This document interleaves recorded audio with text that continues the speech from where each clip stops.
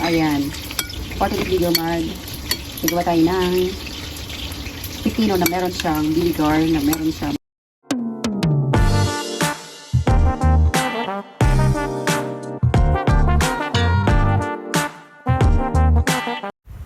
ayan, meron tayo isang pipino. Ayan, tanggalin muna natin yung pinakadulo-dulo niya. At hatiin natin ng dalawa.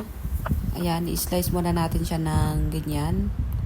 Manipis lang, sakto lang yung yung nipis niya. Ayan. Daan-daan lang tayong mag-slice. Baka pati kamay natin ma-slice. Kalukuhan. Diba?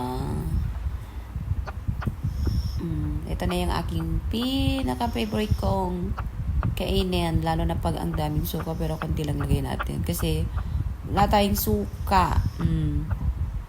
Ayan.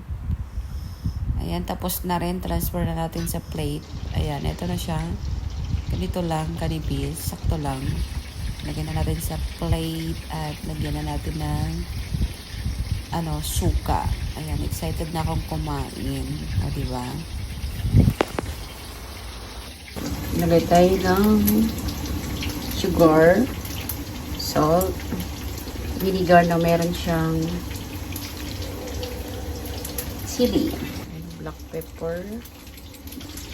So, i-mix na natin.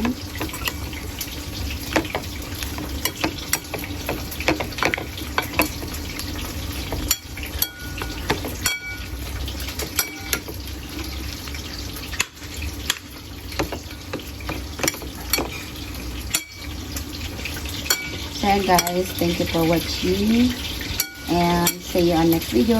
Bye guys, and don't forget to subscribe. Bye.